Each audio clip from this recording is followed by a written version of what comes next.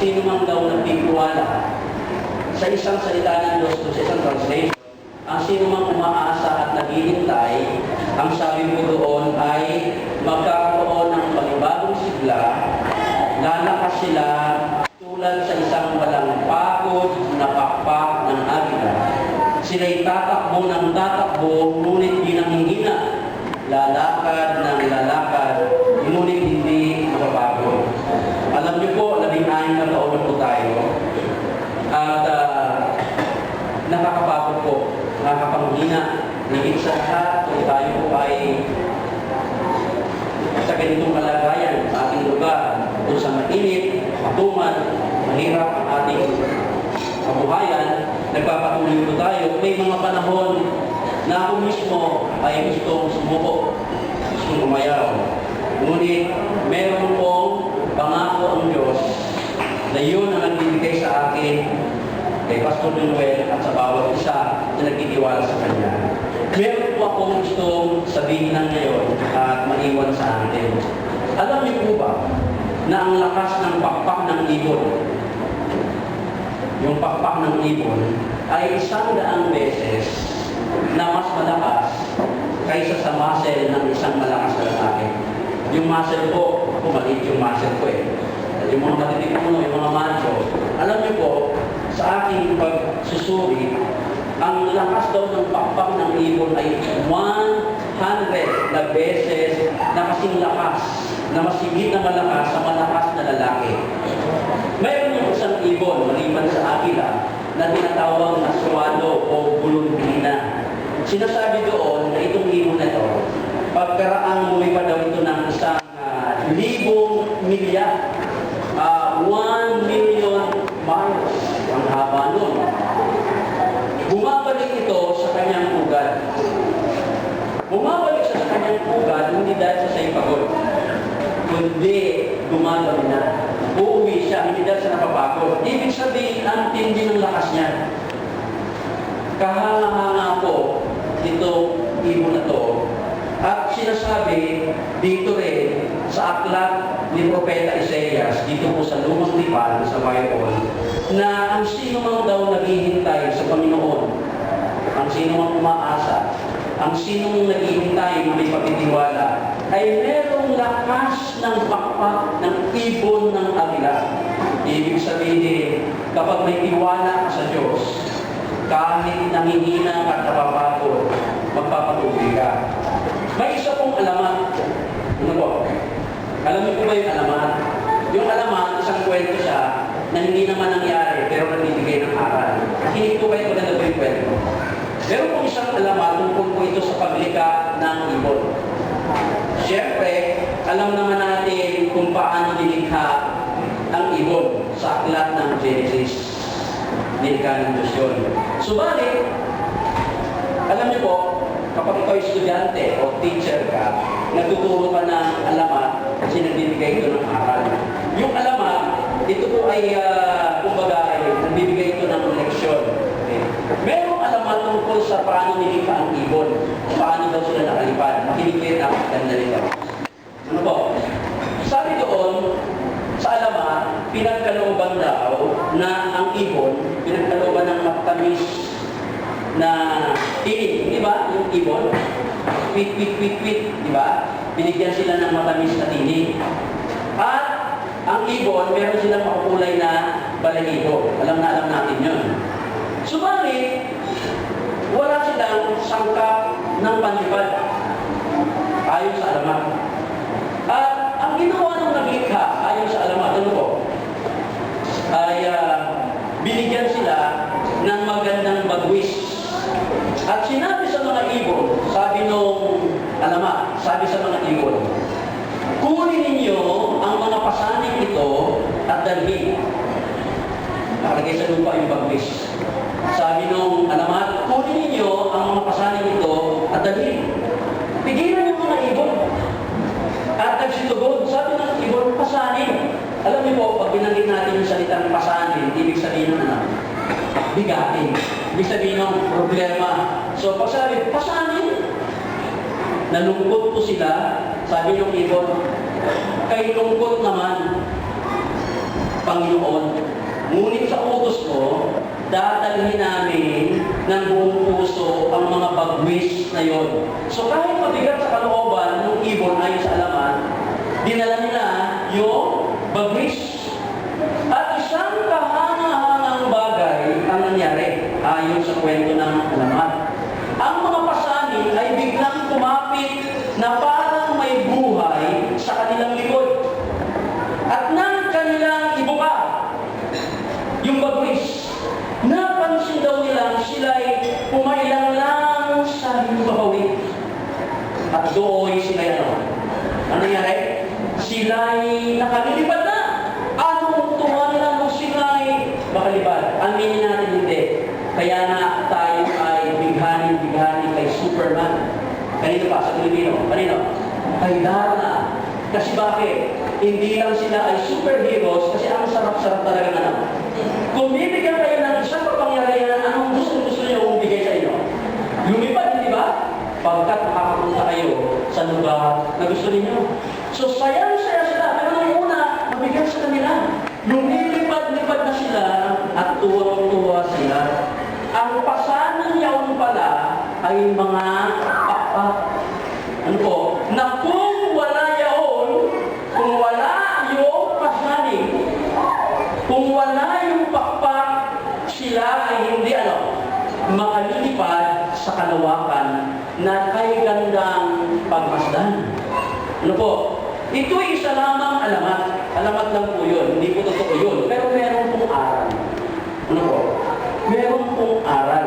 Isang kwentong katang-isip, subalit may magandang aralin para sa atin. Ang ating mga pasanin sa buhay, sabihin nga po natin, pasanin. Mabuting balita po ito. Hindi po masama.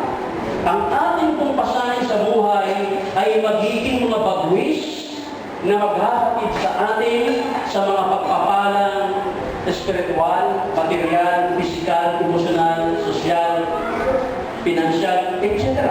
Kung ito po'y dadalhin natin kalapit at kalakip ng sapat na biyaya ng Diyos, yung mga problema natin, mga pangangailangan natin, kung dadalhin natin ito dahil sa biyaya ng Diyos at ang mga pasanin ito na mga bagwis na ating dadalhin ay maghahatid sa atin papalapit sa Diyos.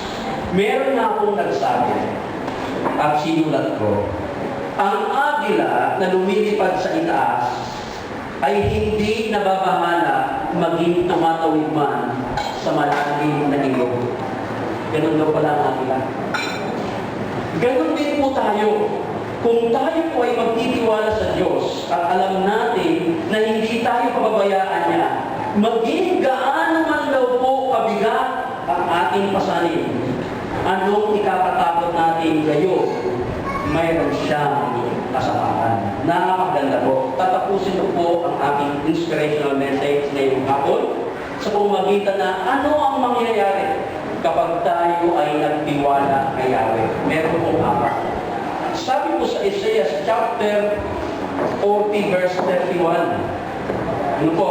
Ito po yung una. Ang sabi dyan, kung tayo ay nagtitiwala kay Yahweh, ay magpapanibago sigla. Kapag nagtiwala po tayo kay Yahweh, meron pong isang bagay na mangyayari sa atin. Number one, we gain new strength. Magkakaroon tayo ng panibagong lakas. May mga panahon na tayo nanghihina. Totoo po ba yan? May mga panahon na tayo po ay intimidated. Tila tayo ay tila takot na takot. May mga panahon na tila tayo ay parang wala ng sulingan. Ngunit kung tayo po ay magtitiwala, lalapit sa Diyos, sa biyaya niya, at tayo ay matutong maghintay, mamamangha po tayo na ang ating kahinaan ay biglang magiging kalakasan. Pwede po ba tayo mag-amen? Yun po ang isang magagawa kapag tayo po ay nagtiwala, we gain new strength. Ibig sabihin, ako po naranasan ko po yun, patotoo po. Talagang may mga panahon na parang hinang-hina ako. Pero kapag napalipas ka, tumugon ka ng tama, nagtiwala ka sa Diyos, parang mayroon pang bagong sigla. Hindi po ba? Yun po ang isang mangyayari. Pangalawa ho, ay dito dudulot kapag tayo ay nagtiwala sa Diyos. Sabi po doon ay we will mount up with wings like eagles. Ibig sabihin, ang lakas nila ay matutulad sa walang pagod na pakpak ng agila. Meron akong nakita dito, aside from gaining strength. Ibig sabihin na yung walang pagod na pakpak na lumilipad ng agila, ang ibig sabihin nito ay we will get better perspective. Magkakaroon ka ng mas mabuting pananaw. Pag nagtiwala ka kay Yahweh, mababago ang iyong pananaw. Ano ang ibig sabihin nito? Ibig sabihin, katulad po ng agila, kapag lumilipad yan, on the spot, doon sa ilog, meron siya makikita na isda, siya po ay bibilis ng takbo, bibilis ng lipad, at kakagating niya yung isda. Kahit daw ilang milya ang agwat doon sa karagatan, makikita pa rin ang agila yun. Ganun daw pabilis. Ayon sa pag-aaral. Ano po? Ibig sabihin po, habang tayo po ay nagtitiwala, habang tayo naghihintay at umaasa sa Diyos, nagkakaroon tayo ng bagong pananaw. Sana po, ngayong hapon ito, alam niyo po, meron po tayong kaibahan. Medyo ang ating ginagawa, hindi po yung tradisyon. Ngunit alam natin na paglipas ng 16 na taon, ang Diyos hindi tayo pinabayaan. Amen ba? Ang Diyos hindi tayo iniwan.